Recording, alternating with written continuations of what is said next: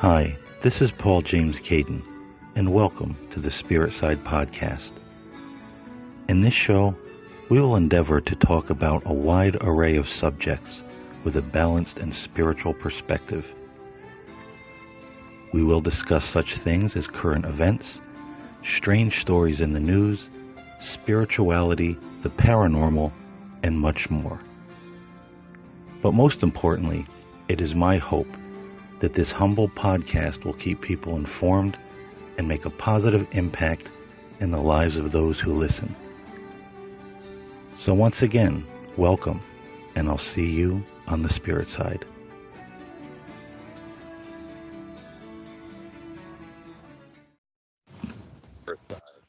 Paul James. Today we have another good episode for you, and my guest is Mr. Asif Saba. And he has a book called Meditation and the Quran, which is very fascinating, good stuff. And I know some people, you know, they kind of have this dividing line when it comes to religion. Oh, I'm a Christian, I'm a Muslim. Oh, their book is bad. Or, oh, those people, they got it all wrong. But I'm going to tell you something. If you feel that way, if you're one of those folks who feel that aversion to other people's beliefs, is listen to this man we're going to have on the podcast today. He has a lot of wisdom. I came across him. I don't even remember how that I contacted him. I got his book, and definitely the spirit flows through. So he's got some awesome things to say, and we're going to welcome him to the show right now. Asif, thanks for coming on the spirit side today. Yeah, it's my pleasure, Paul. I think we met many years ago, actually. I think through the internet. I can't remember exactly where, but yeah, it's quite a long time ago. It was. Yeah. We've had quite a lot of conversations through Messenger, but this is our first time speaking voice to voice. It is, yeah. Yeah, it is, yeah.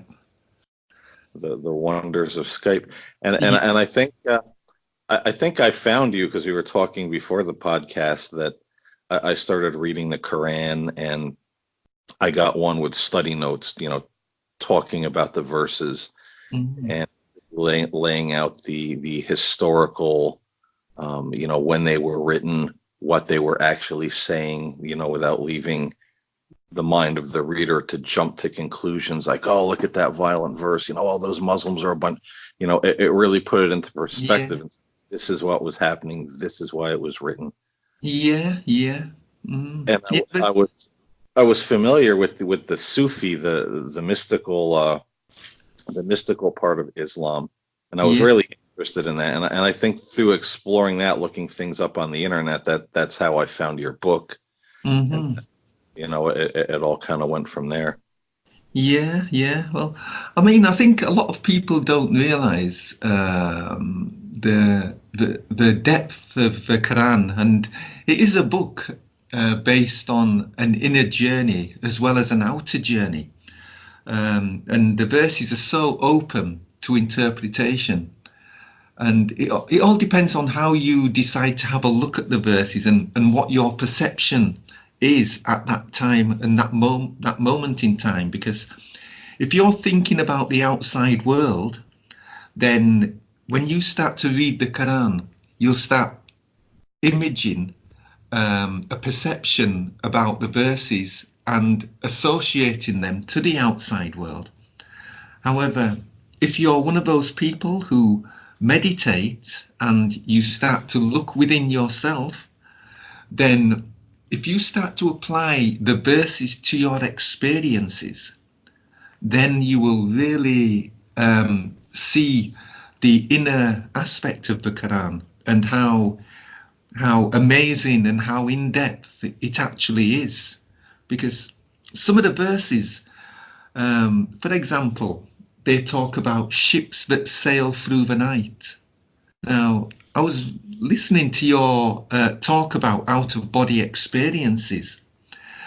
When you think about the verses and the parts that say ships that sail through the night or ships that sail through the ocean, and the alternation of the night and the day. You could actually look at those verses as saying, well, your inner self is the ship. And when you have an out-of-body experience, that is you leaving your body and going into the afterlife, which is the alternation between this world and the hereafter.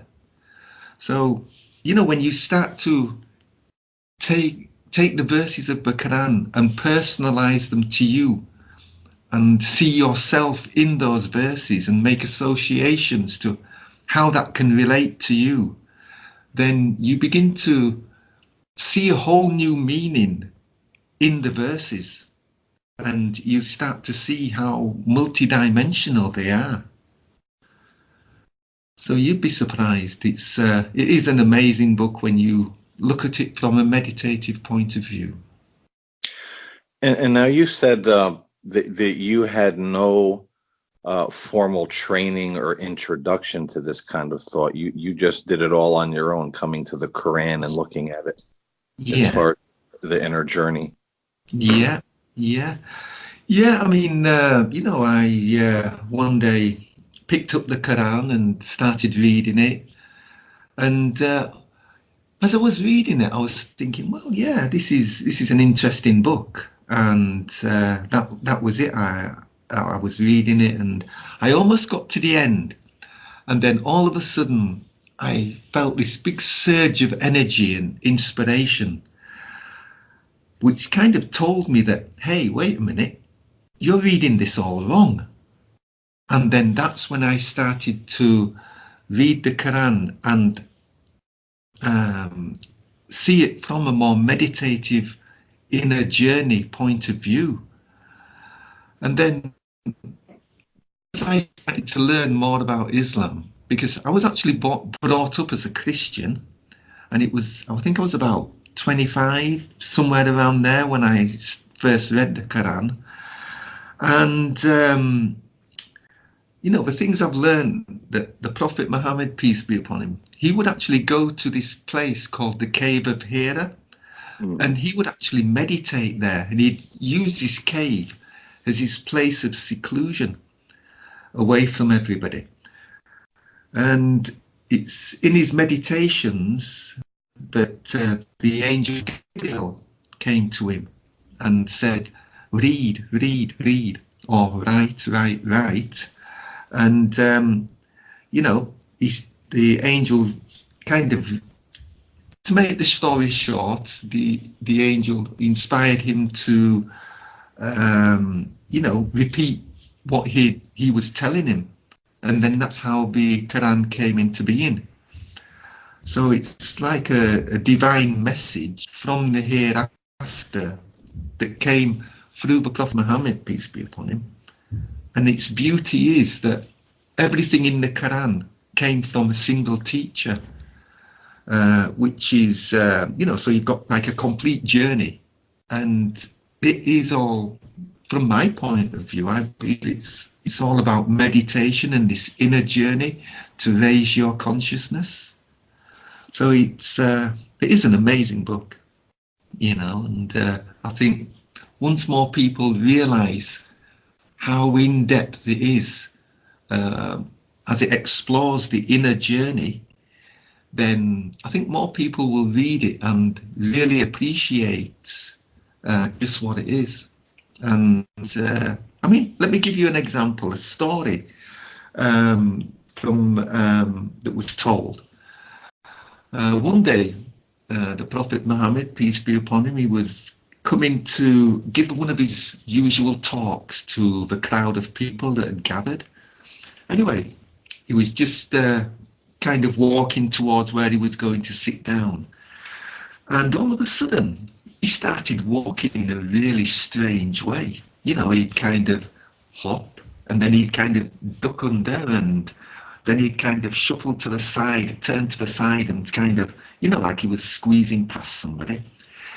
Anyway, he kind of took his seat, sat down, and his companion leaned over to him and said, something like, hey, have you kind of Are you okay? What's going on here, kind of thing. And the Prophet Muhammad, peace be upon him, leaned over to him and says, if you could see what I see, you would understand. There was all angels and spiritual beings that had come to listen to what he'd have to say. And, he didn't want to stand on anybody. So that's why he was kind of walking a little bit strange, so that, he didn't bump into anybody, stand on anybody, or trip over anybody, as it were. So, he'd raised his level of consciousness to such a degree that, even the angels came to listen to what he had to say. And he, of course, he could see them and he'd interact with them. And there's all sorts of stories like this that the average, not the average, but, the people don't hear about them. And it's only when you start to look into Islam that you may come across them. Prophet Muhammad, peace be upon him, was an amazing person when you really start to go beyond what you see on the TV or what you see in other places. So, it is an amazing book that kind of came forth from heaven to help each of us in our journey.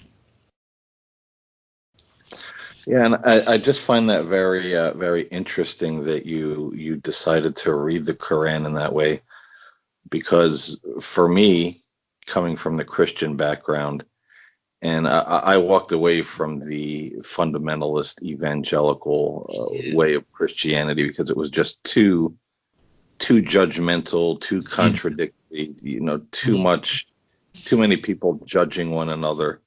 Yeah. I actually came upon a book by a Christian metaphysician, and his name was Emmett Fox. And there's several Emmett Fox, Ernest Holmes, Joseph Murphy, and these were men that lived decades ago, and they said the same thing about the Bible. They said, read it.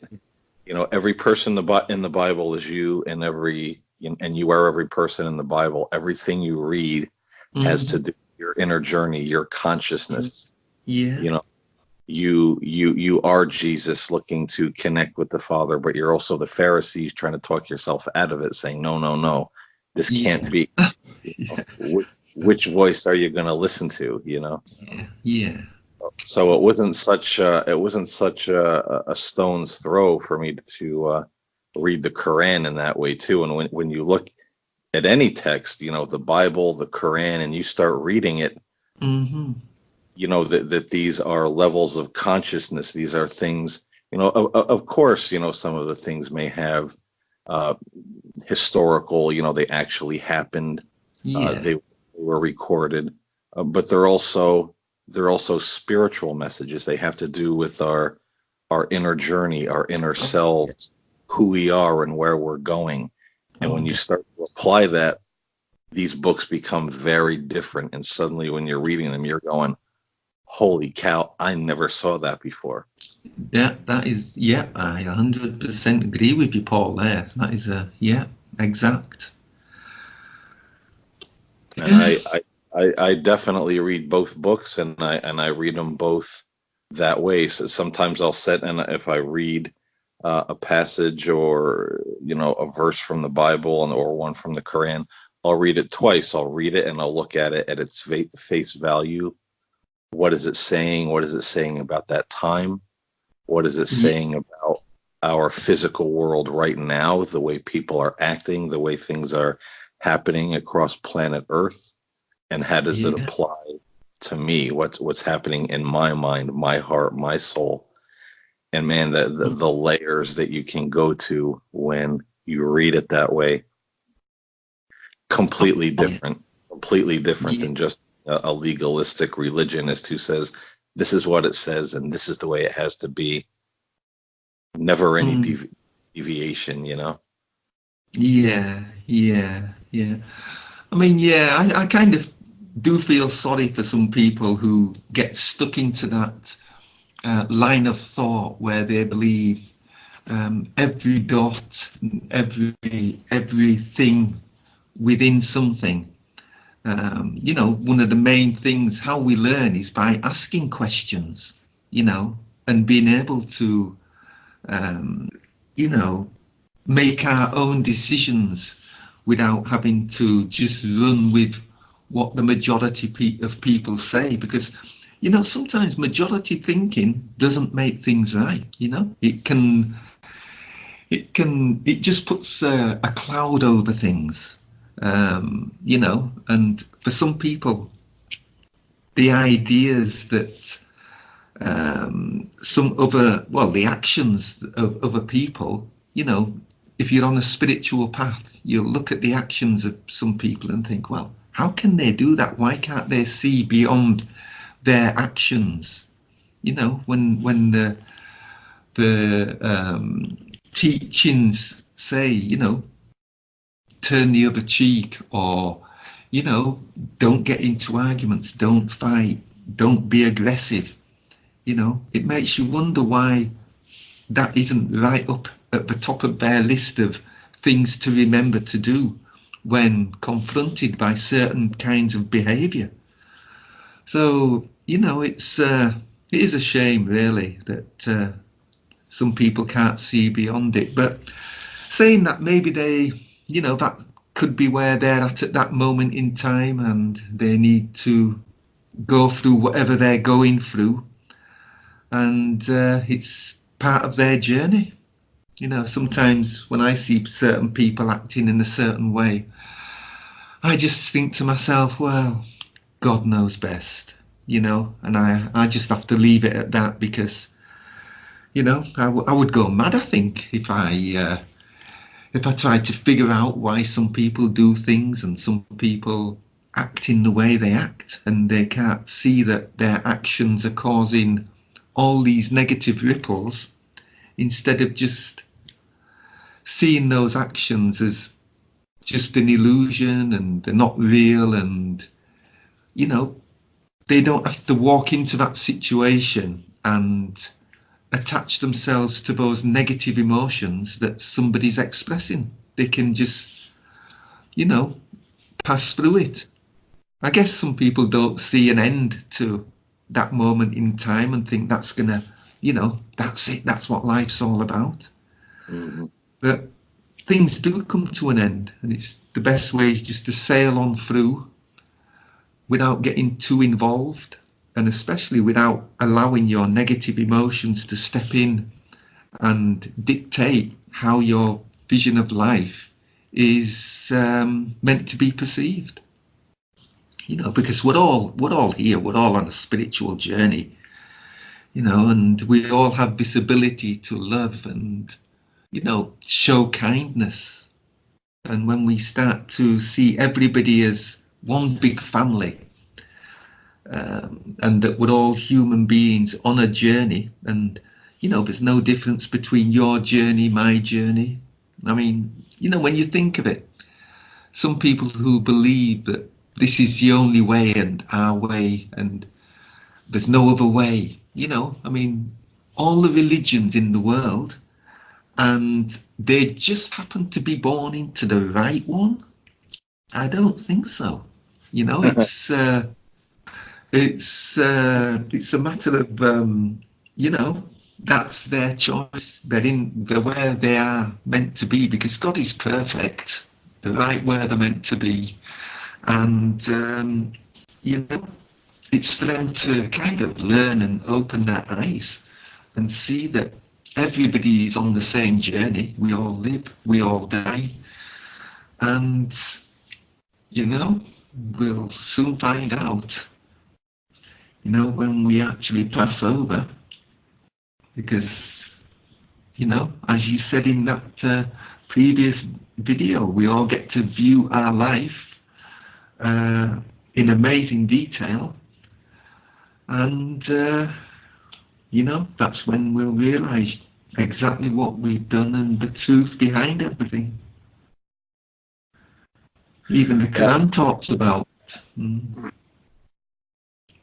Even the Quran talks about how there's a record of good deeds and a record of bad deeds. One is called Ilion and one is called Sijin. And, but everything is recorded, and not a leaf falls from a tree that God is not aware of. So that's the details of how much things are recorded. Even a blade of grass. Oh, one thing I just remember now. I remember I received this by inspiration, that everything is actually set 2 days before. So everything we're doing, every moment of our lives is set 2 days before it actually happens. So it's all known in the hereafter, even right down to how much a blade of grass will grow. That was something I picked up by inspiration when I was just pottering around doing something. So that's how detailed things are known. So it's an amazing. There's things we just don't realise. The things that are known. It's unbelievable, the detail. It is, and I think that's why we can't judge one another, because you don't. Can you hear me okay on your end? Yeah, it just kind of cut out for the moment, but yeah. Yeah, that's the one of the pitfalls of Skype on video. Yeah. Yeah. But yeah, I don't think I think that's one of the reasons we can't judge one another, because you don't know what the other person has been through. You look at one person who may be religious and they're angry, they're bitter, they're judgmental, and at first glance, we want to look at those people and tick off maybe a number of names. Look at that idiot, what a jerk up. Yeah, but we don't know what was their upbringing. Did they suffer some kind of abuse? What kind of religious teaching or even religious abuse that molded them into this person? Yeah. Definitely. God sees the heart. We only see the exterior. We don't see what's going inside that person or what happened in their past. And I feel this is what the books like the Bible and the Quran say. God is merciful. He's slow to anger. He doesn't condemn easily. He looks heart, and I think this is why some really bad people that we look at and say, man, look at that creep. Look what they're doing. Well, maybe they had a really hard life, and in the hereafter they receive that counseling, that healing, or some believe they come back, the reincarnation. They have a chance to do it over again and heal their soul and learn. So we don't, and I don't think we can judge or start looking at everybody. Well, they're going to hell, and they're going to hell, and they're not saved, the right religion. That's just child's play, in my opinion. Yeah. And that's where majority thinking. It doesn't mean it's a right decision about something. It just means that, if you've got a lot of people who are always complaining about things, everything they say is that they're complaining, they're going to kind of jump onto that bandwagon and also say, be quite judgmental, I think, in their outlook. But, that's just who they are. I think when you try to figure out who people are sometimes as well, you can kind of waste your life, because you can spend all your time trying to figure out why people are doing what they're doing and saying what they're saying, but, who knows? Only God knows. And this is a good thing when you say, or a good point when you say you could waste your life trying to figure out, because there's a lot of people out there that I talk to and hear from through the podcast, and they feel very. I was just watching a video on YouTube of a guy this morning that I watch, and he was saying how isolated he is, how alone he feels. He doesn't have a lot of friends. He never felt like he meshed with this world, so he just spends all of his time alone. Like out in nature. Praying, talking to God. What would your advice be to people like that feel that way? That they're just so spiritually or psychologically feel isolated from everything and everyone else. You know, sometimes I think that's the best way to be, because having a lot of friends, I mean, look at all the pop stars, thousands of fans. But, if we were to have thousands of people following us, then can we actually handle that kind of pressure?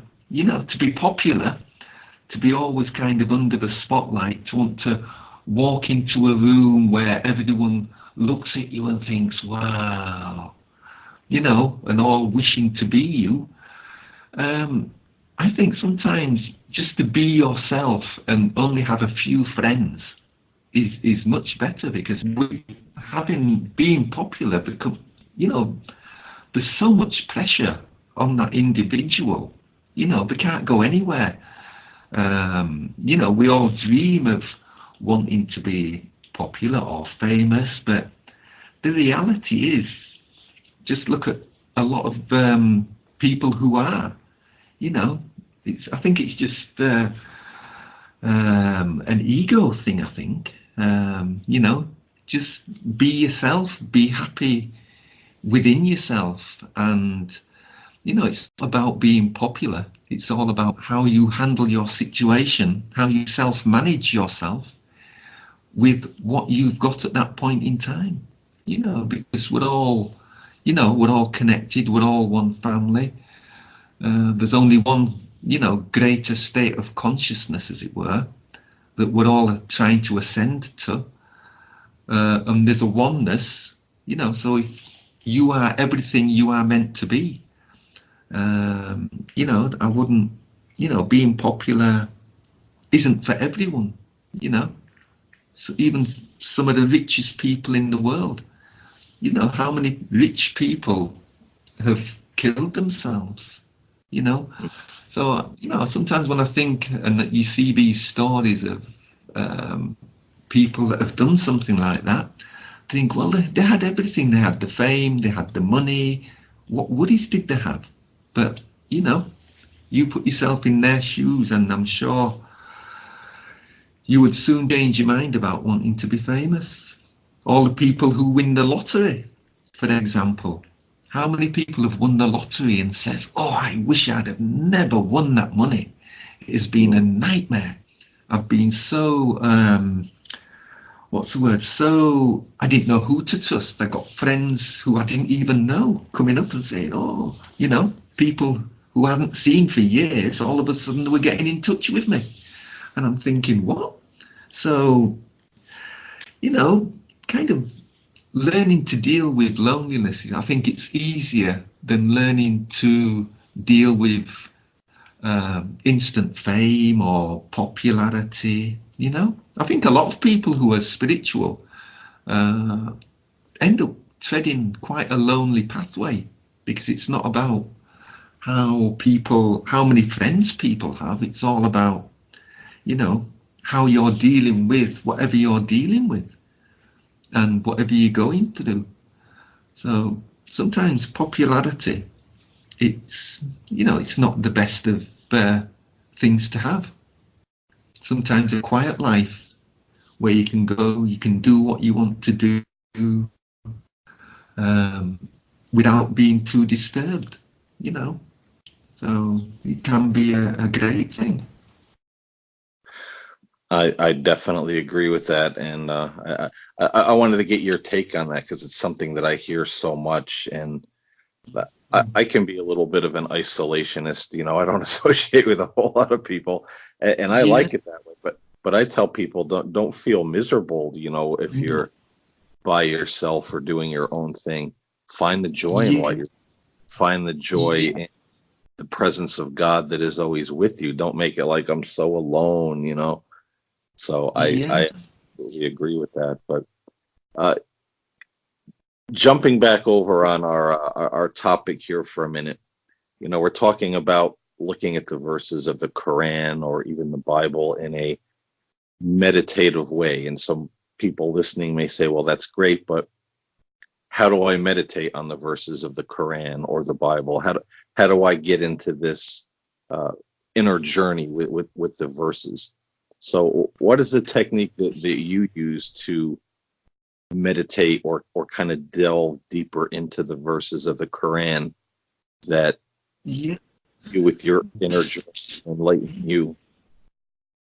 Well, the first key is to meditate.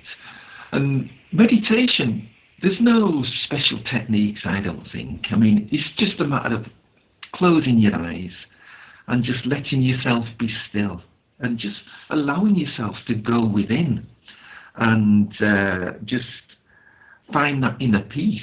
I mean, you know, I know there's so many different techniques. People say you do it this way, you do it that way, you do it the other way. But at the end of the day, find somewhere where you can sit down, be comfortable, and just relax and close your eyes. But don't go to sleep.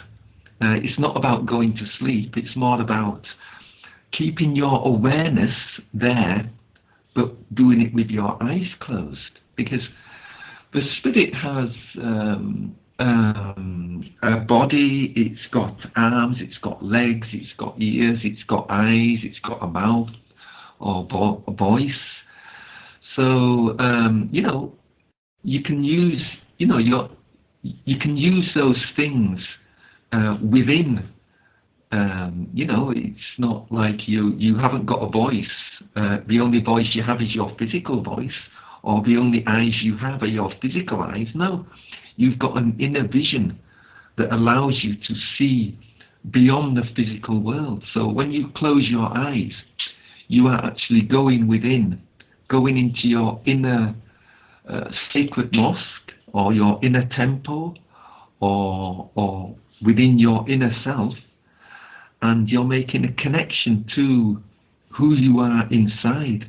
Now, you do have to go beyond the immediate thoughts that you have about the life of the world, but, you know, once you move beyond those thoughts, then you enter a nice, peaceful world.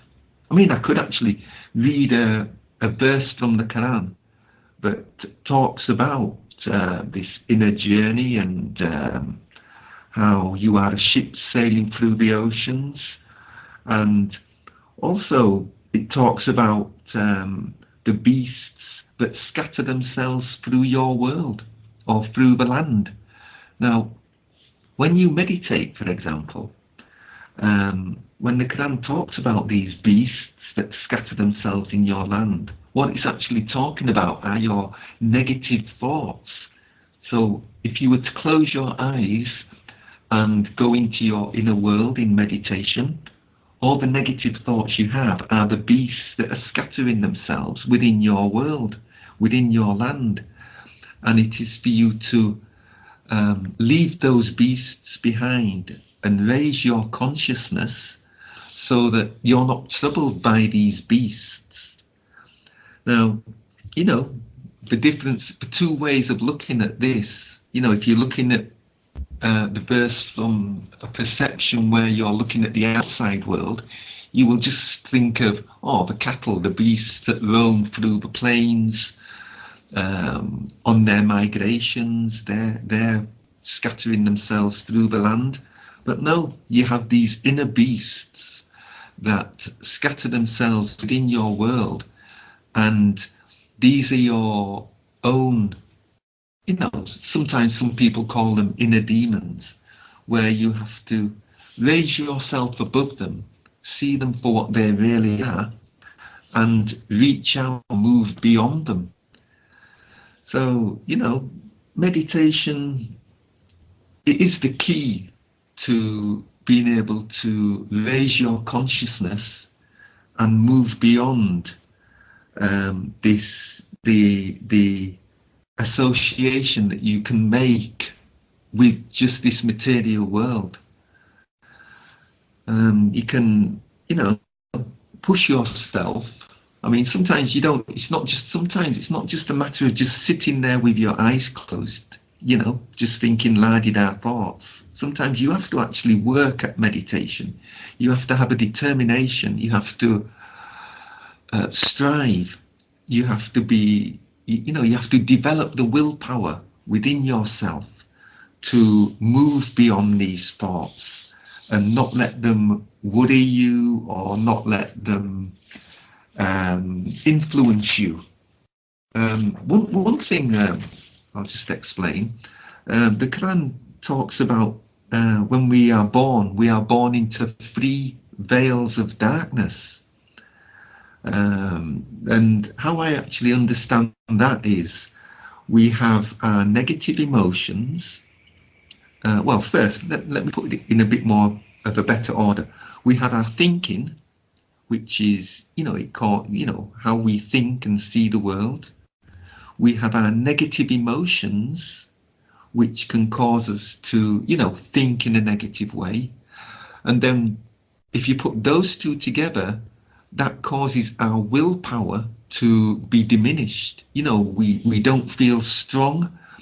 And these 3 veils of darkness stop us from reaching out. However, if we look at 2 of those things again, if we look at our thinking, but then if we transform our thinking to our feelings, which is on a higher level of experiencing something, and then our willpower again, we have our thinking, our feelings and willpower. The thoughts that you think when you connect to your feelings will be different from when you connect to your negative emotions. And so if you learn to feel in life, puts you on a greater degree of, let's say a higher degree of thought activity, and through your feelings, say for example feelings of love, within feelings of love will come more beautiful thoughts which will influence your mental state, which will give you more willpower and more enthusiasm for life, and you'll strive much easier than if you were to think of your thinking in terms of negative emotions, which would cause your thinking to be most probably dark and not too clear, not too good. And then because of that kind of thinking, your willpower will be diluted. You won't feel so strong, you won't feel so invigorated. So, the 3 veils of darkness can cloud your vision. But then with darkness, you've also got your 3 veils of light, because everything has an opposite. So if you connect to your feelings, use your feelings of love to transform your thinking, and then that will give you a stronger vigor for life.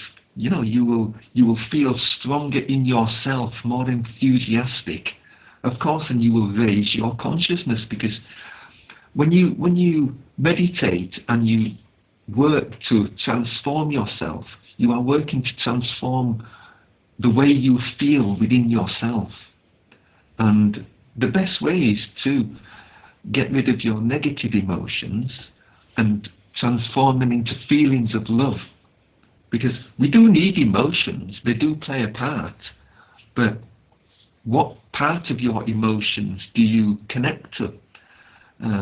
Because our emotions allow us to draw into ourselves a certain energy, and then we use that energy, and if you connect to your feelings of love, then the thoughts that arise within you will be loving thoughts, and you'll enjoy your whole life, your whole journey, your whole understanding, and it will take you higher.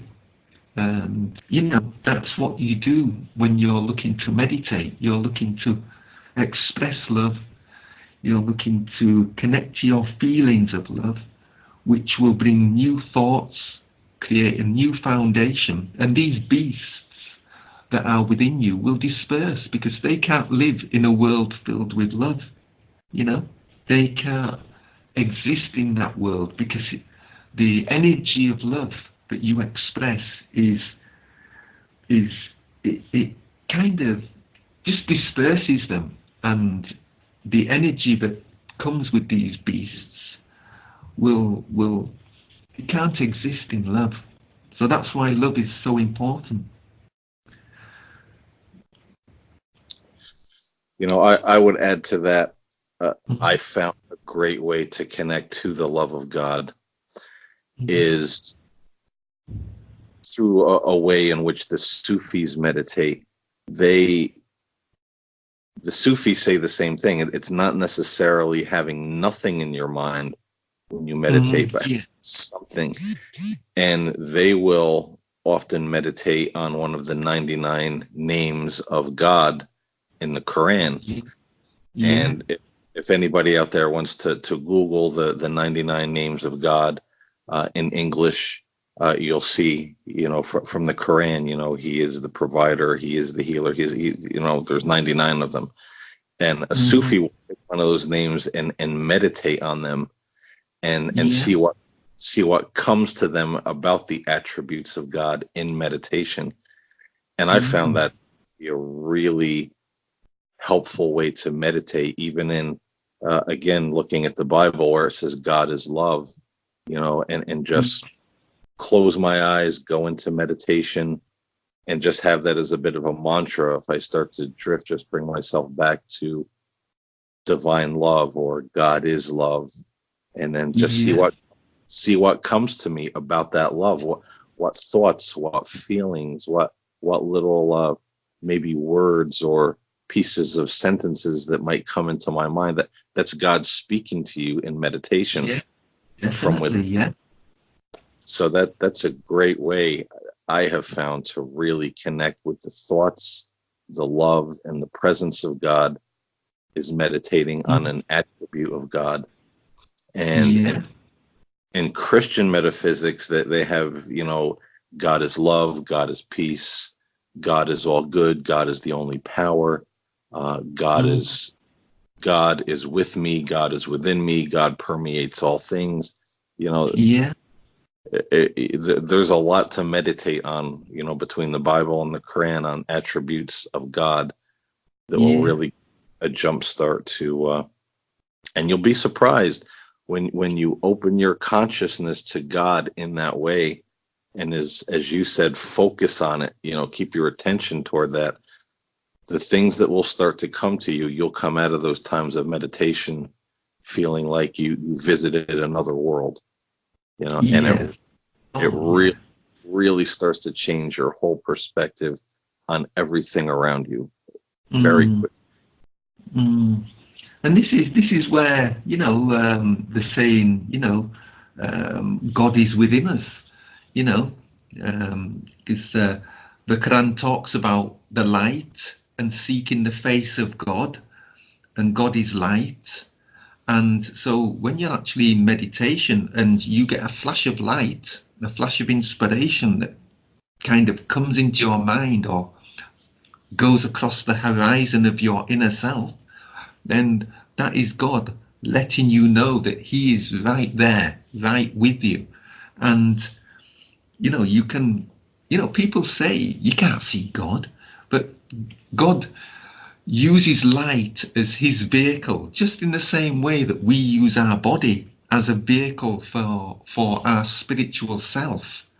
We're not this body. This body, when we pass away, our soul or spirit goes off into the hereafter, and our body's left here to kind of disintegrate. And in the same way, God uses light that we see in our meditations as his vehicle in which he presents himself to us. And, when we see this inner light, it's us kind of getting to know God, and it's a way of him showing himself to us in a way that we can handle.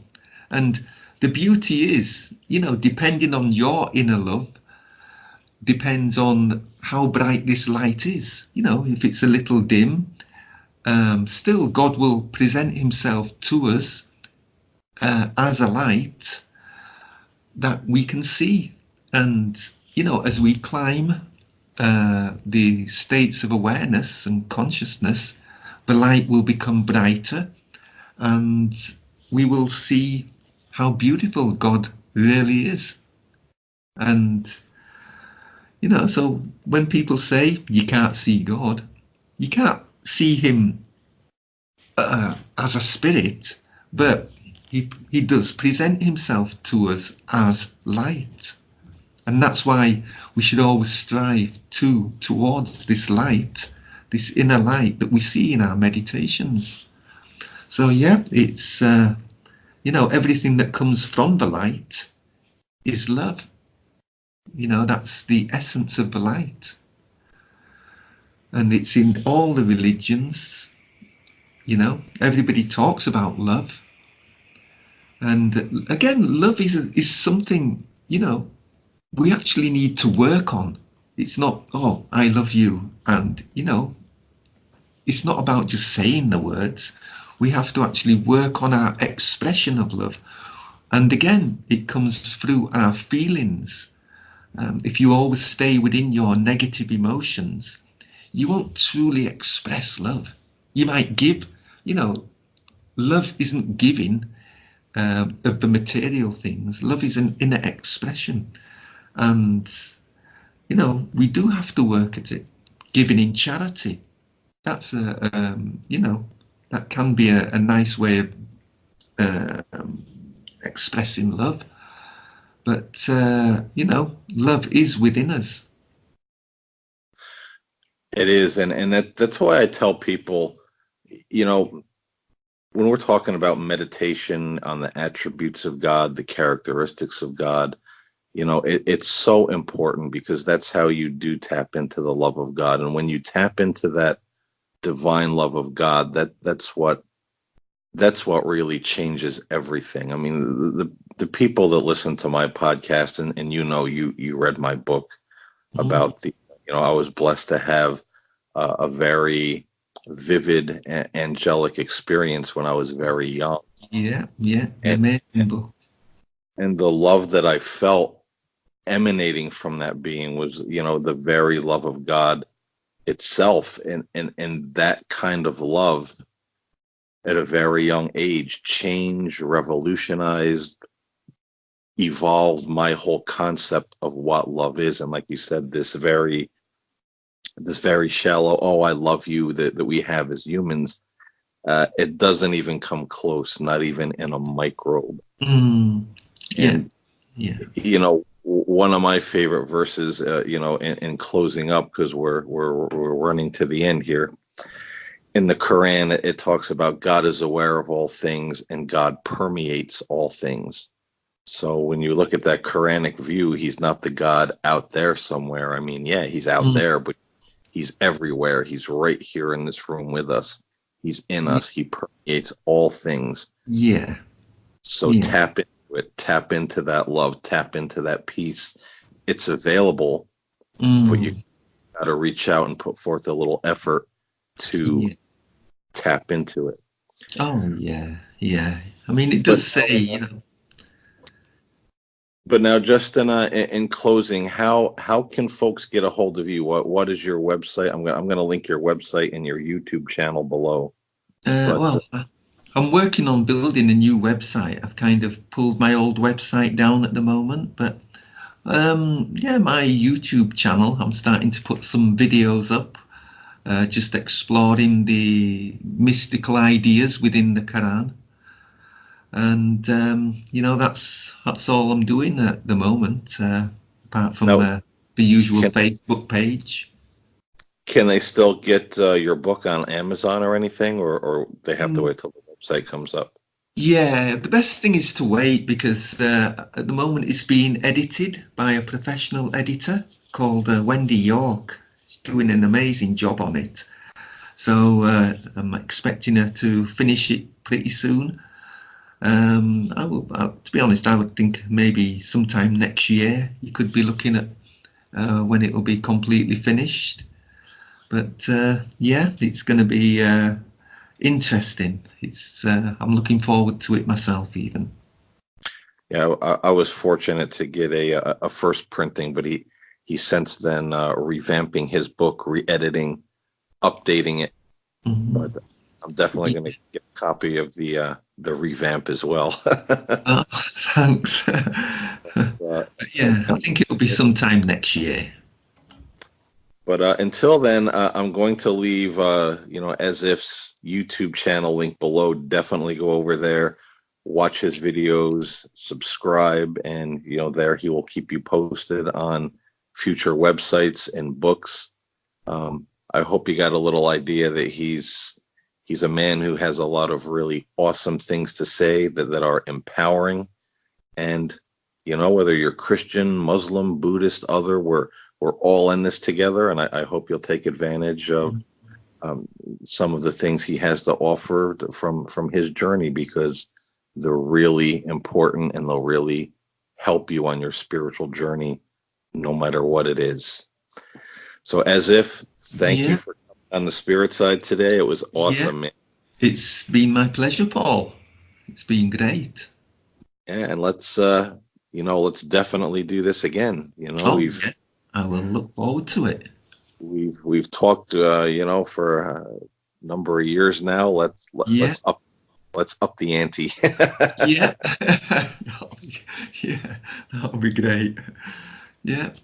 Okay, well, I'll definitely look forward to talking to you again.